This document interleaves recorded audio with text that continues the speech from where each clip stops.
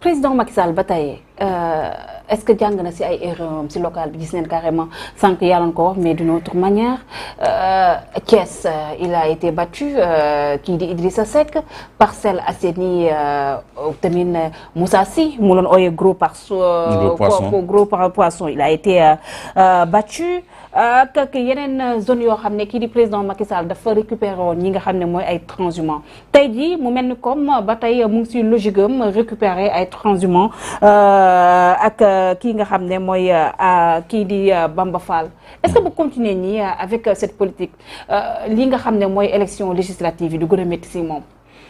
si dina gën a métti ci moom peut-être pas à la Médina il faut que opposition bi liggéey fa lu bëri ça va pas être comme Parcelles. yow moom Médina bi moom. non Médina c'est une autre réalité.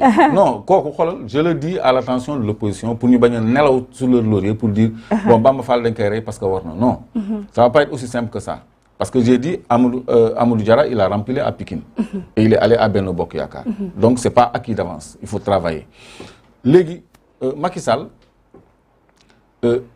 il est dans sa logique de corruption politique xam nga du yëpp ko moo tax ma ni c'est le premier corrupteur politique du Sénégal parce que moom loolu mooy démarche am ba noppi dafa respecté wul waa Benno Bokk Yaakaar ci seen bopp wala waa APR ci seen bopp parce que day jël ay transhumants teg leen seen kaw loolu moo koy indil ay vote sanction c'est normal donc c'est l'APR qui vote contre l'APR parce que y a l'isoloir du conseil municipal boo xam ni ñëpp dañuy yëkkati seen loxo wala assemblée boo xam ni ñëpp dañuy yëkkati seen loxo nga xam kii ban sens la voté donc et même dans les assemblées les votes doivent être secrets loolu moom lu ñu vote à main levée dañ ko war a supprimer ci assemblée ak conseil municipal le vote il doit être secret en Europe tu cliques sur un bouton ñu xam ni tu as dit oui ou tu as dit non tu as un pupitre qui est à tes côtés donc président Macky Sall moom boo ko gagné moom au lieu mu xool naka lay renverser tendance bi mais ki ko gagné lay jéem a récupérer et puis c'est pas la fin de l'histoire des maires élus vont aller avec leur mandat de maire à l'APR loolu gis nañ ko ci magistère bële ay maire u PDS yëpp PDS la moo tax amatul maire mais maire am yëpp dem nañu Benno Bokk Yaakaar et avec le mandat bi nga xam ni waa PDS ñoo leen ko fal yooyu la ñu war a xoolaat sur le plan des textes et des règlements naka lañ ko mën a juguler parce que loolu aussi mooy travestir volonté populaire askan bi décider yow nga jël say pexe daal di teg leneen loo xam ni méngoowul ak bëgg-bëgg askan bi. donc sur ce coup les législatives comme ñu gisee locales yi du yombe noonu pour ñi nga xam ne ñoo opposition bi rawatina la coalition Yewwi Askan Wi. si day gën a yomb. parce que les donnes commencent à changer aussi. Attends je vais te dire pourquoi day gën a yomb ci opposition bi. parce que tey jii man maa ngi dëkk commune Dieuppeul-Derklé. c'est environ 4000 électeurs. ce système de raw gàddu aussi mu ngi fii tuuti aussi Clédor. waaw mais attends que je termine. C'est environ 4000 électeurs. léegi qui a le plus de voix même boo amee 2000 et quelques wala 1000 et quelques sax. tu rafles tout. mais législative dafa am majoritaire ak proportionnel.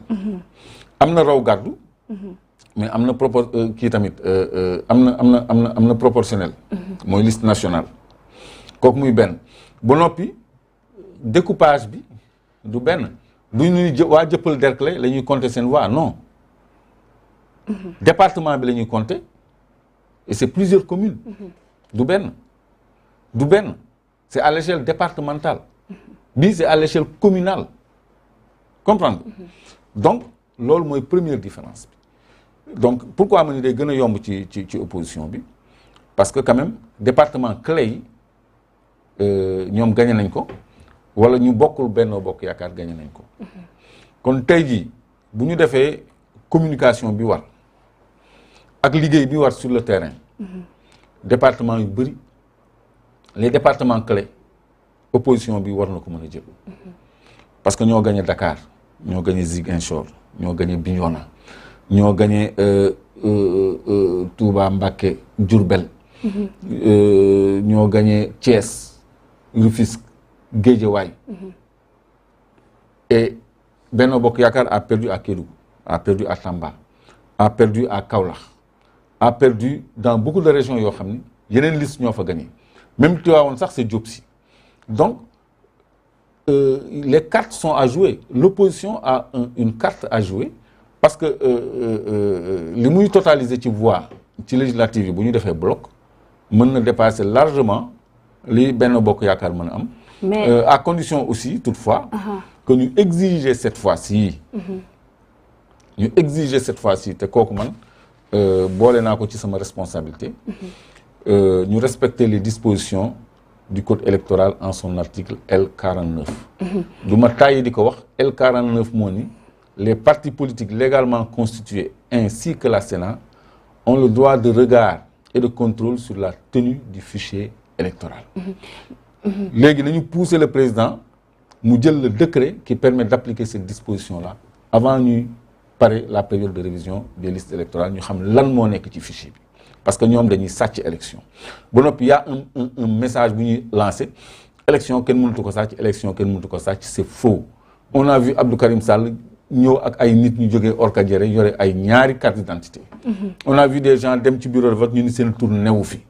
On a vu des jeunes ñu bindal leen non inscrits sur les listes électorales yooyu yëpp ay sàcc la ñu ngi fàttaliku li xewoon Touba ci élection législative yi passé c'était scandaleux donc opposition bi war na gën a dëgëral taxawaayam parce que bii c'est la mère des batailles les législatives là mooy premier tour présidentiel yi.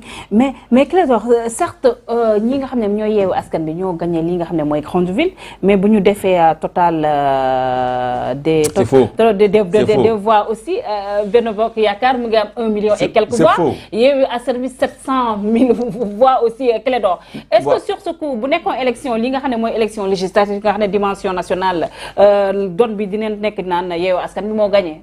Bien vrai que ñoom ñoo am les grandes villes Clédor mais en termes de voix Benno Bokk Yaakaar moo leen ëppale Clédor loolu moom. Attends, je vais te prêter ma lunette de lecture. Moi je te parle de chiffres. Moi aussi je vais te parler de chiffres. Allez-y, on y va. La bonne lecture, c'est que les voix de Diopsi ont été comptabilisées pour Benno Bokk Yaakaar. Non, man comptabiliser wu ma voix Diopsi. C'est 1 million yooyu. Mais loolu yëpp mu ngi ci biir. buntu bi. buntu bi. mu ngi ci biir parce que nee nañ ñoom la. ñoom la di tamit. non mais du ñoom parce qu'on a entendu le député là qui a attiré l'attention sur une disposition de loi là ci affaire premier ministre bi j'oublie souvent son nom. Monté. waaw Monté. nee na bu ñu comptabiliser voix wu buntu bi. ci voix wu Benno Bokk Yaakaar. peut-être Mame Mbaye Niang coalition 2035 mën nañu ko comptabiliser foofu. ak ànd nawle bi Adama Faye mën nañu ko comptabiliser loolu. non Adama Faye non. mën nañu ko comptabiliser ci Benno Bokk Yaakaar. je veux dire mais ay coalition buntu bi ay Serigne Mboup mais pourquoi ñu dugal seen voix Serigne Mboup ci seen 1 million et quelques. yooyu c'est une fausse analyse ñoom dañuy nax seen bopp c'est comme je disais c'est de la psychothérapie politique. dañu dajale li des ci voix yëpp. ni ñoom ñoo ko moom. li opposition bi gañ li Yewwi Askan bi gañewul ba noppi liy compléter lecture bi mooy quand même dans 13 départements sur 46. Yewwi Askan bi n'a pas été représenté. Donc ils ont eu 0 voix. Dans 13 départements Yewwi Askan bi a eu 0 voix léegi législative yi du ñu am 0 voix. ci 13 départements yi xanaa dañ ci am sax 13 000 voix 1000 voix par département donc loolu ça fausse la grille d'analyse bi nga wax ni ñoom dañu dajale décide bi yëpp ni ñoom la Yewwi Askan bi lii la am Wallu Sénégal lii la am Gëm Sa Bopp lii la am jeex na. C'est une fausse lecture. Et ils vont avoir la surprise de leur vie bu fekkee ni noonu la ñuy naxee seen bopp en direction des législatives mais ñoom intérieurement xam nañu li xew. Ils ont les bons renseignements te xam nañ ñoom levier yi ñuy activé pour renverser vapeur bi léegi nag opposition bi moo leen war a marquer à la culotte pour seen sàcc yooyu bañ a jàll. Sécuriser le vote des législatives. Juste rappeler aux internautes yéen a ngi suivre cette émission Le Rendez-vous de Sénégal 7 et je suis avec monsieur Clédor Sène, leader du mouvement Claire Vision, membre de la coalition Le Peuple. Clédor Yewwi voilà maa ngi naan Yewwi Askan Wi